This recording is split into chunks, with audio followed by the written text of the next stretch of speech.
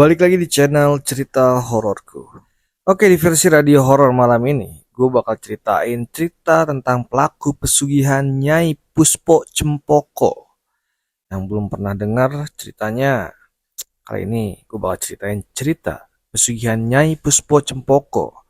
Yang dimana si pelaku pesugihan ini berakhir mengenaskan.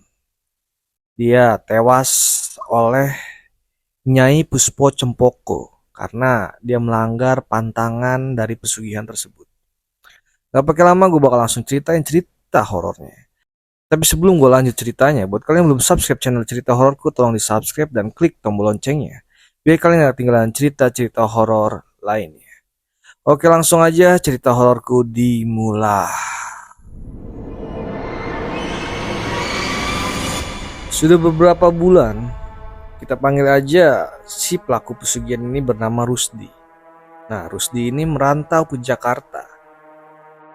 Selepas tahun baru, ia sudah berencana mengais rezeki di kota metropolitan itu. Nah, Rusdi ini emang gak punya pilihan nih, karena kedua orang tuanya sudah terlalu tua untuk membiayai hidupnya. Dia juga sudah cukup umur untuk bekerja dan mencari penghidupannya atau penghasilan nafkahnya sendirilah. Di Jakarta ini, Rusdi memulai usaha sebagai penjual gorengan. Ya, meski pendapatannya nggak seberapa, tapi setidaknya itu bisa menghidupi Rusdi di kota Jakarta yang keras. Tapi semakin hari pelanggannya mulai berkurang. Tambah lagi, pemerintah saat itu mengumumkan kasus corona atau pertama saat itu. Jadi ini di tahun 2009-2020 lah. Karena corona, Rusdi mulai putus asa nih. Akhir-akhir ini malah tidak ada pelanggan satupun yang mendatangi gerobak gorengannya si Rusdi ini. Ya, akhirnya kota Jakarta ditutup dari segala kegiatan. PSBB lah waktu itu ya. Semua orang diwajibkan bekerja dari rumah. Itu menjadi masalah besar bagi Rusdi yang sebagai tukang gorengan. Mana bisa ia bekerja dari rumah? Misalkan namanya jualan gorengan ya harus keliling mencari pelanggan. Nggak bisa stay di rumah gitu aja. Karena keadaan yang semakin mendesak, Rusdi memutuskan untuk pulang kampung. Nah, sesampainya di kampung halaman, ia disambut hangat oleh orang tuanya. Tapi itu hanya bertahan sebentar aja. Karena Rusdi harus memikirkan bagaimana dia bekerja setelah ini. Oke, suatu hari ia bertemu kawan lamanya yang bernama, ya kita sebut saja Ali. Nah, saat bertemu Ali di pos ronda tempat mereka biasa bermain dulu, Rusdi menemukan ada yang berbeda dari Ali. Ia berpakaian gagah dengan batik coklat. Kelihatannya sih harganya emang mahal banget tuh. Pokoknya pakaiannya si Ali ini serba branded lah. Ali juga memakai jam tangan yang sangat mahal. Wah, ditinggal beberapa bulan ke Jakarta, udah makin keren aja kamu, Li, penampilanmu. Celetuk Rusdi nih. Iya dong, gak kayak kamu. Pulang-pulang cuma bawa baju yang sudah dipakai setahun lalu. Hahaha, balas Ali sambil menyindir. Iya nih, usahaku seret. Jakarta kan lockdown. Aku jadi gak bisa jualan. Lagian, bagaimana caranya kamu bisa tampil seperti orang banyak duit kayak gini sih, Li?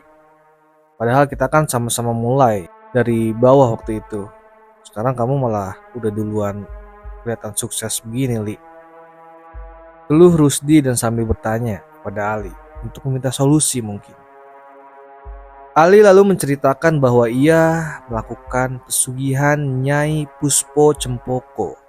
Kata Ali, pesugihan itu bisa mendatangkan kekayaan mendadak. Informasi itu membuat Rusdi berpikir sejenak. Kayaknya enak juga dan instan mendapatkan kekayaan yang instan. Yang gak harus capek kerja keras. Sebenarnya Rusdi juga udah lelah nih hidup miskin selama ini. Ia bekerja banting tulang, belum tentu bisa tampil keren seperti Ali. Akhirnya Rusdi juga penasaran nih. Ia tertarik mencoba apa yang dilakukan Ali, yaitu pesugihan Nyai Puspo Cempoko. Kemudian Ali memberitahu Rusdi kalau syarat pesugihannya cukup mudah. Kamu tinggal siapin satu kamar khusus yang tidak boleh dimasukin siapapun. Setiap malam Jumat, kamu harus menaruh kembang, jajanan pasar, kelapa hijau, menyan, dan madu di kamar itu. Jelas Ali. Terakhir, kamu harus bersetubuh dengan Nyai Puspo Cempoko di kamar itu setiap malam Jumat Kliwon. Tenang aja, dia itu cantik dan seksi. Dijamin kamu gak bakal nyesel ngelakuin pesugihan ini. Mendengar syarat yang tidak terlalu berat, Rusdi langsung mengiyakan ajakan Ali.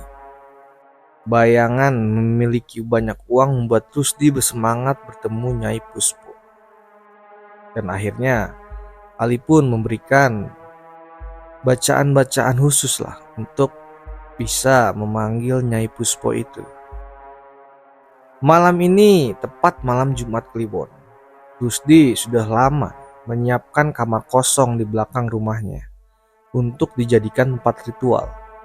Ia juga sudah menyiapkan barang-barang yang menjadi syarat di kamarnya itu.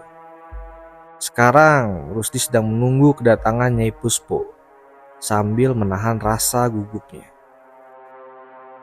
Kamar yang sudah wangi kembang itu tiba-tiba berbau makin wangi yang menyengat di hidungnya Rusdi.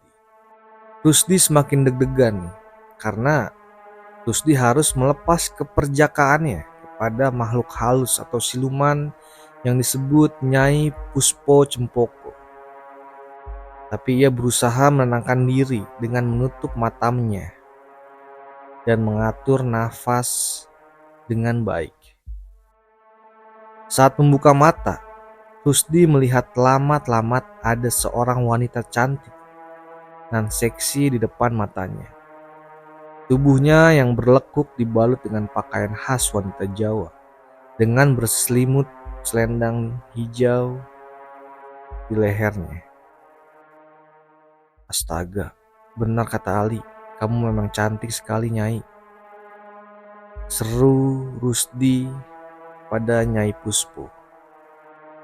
Nyai Puspo tidak menanggapi kalimat Rusdi. Dia melontarkan senyum manis yang terlihat agak menakutkan dan memberikan Rusdi tatapan menggoda. Tak mau buang waktu, Rusdi langsung memegang pinggang Nyai Puspo dan menyelesaikan urusannya malam itu. Dan mereka pun bersetubuh pada malam Jumat Kliwon di kamar ritual yang sudah disiapkan oleh Rusdi. Malam pun berlalu. Singkat cerita, beberapa minggu setelah ritual itu dijalankan, Rusdi tiba-tiba menjadi orang kaya baru di kampungnya. Semua orang heran melihat perubahan yang tiba-tiba itu, tak terkecuali orang tua Rusdi. Setiap kali ditanya, Rusdi selalu bilang itu semua adalah hasil kerjanya selama di Jakarta. Semakin lama, harta Rusdi semakin banyak. Rumah Rusdi yang dulunya masih beralaskan tanah, sekarang menjadi rumah bertembok dan berlantai. Rusdi juga sudah membeli mobil mewah sebagai hadiah untuk orang tuanya. Akan tetapi, nasib Rusdi yang berubah drastis itu membuat Ali menjadi iri. Pasalnya, kalau dihitung-hitung, sekarang Rusdi kelihatan lebih kaya dari Ali.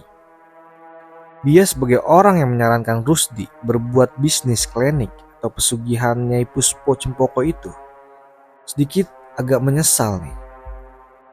Kekayaannya itu ternyata juga membuat Rusdi lupa berterima kasih kepada teman karibnya yaitu Ali.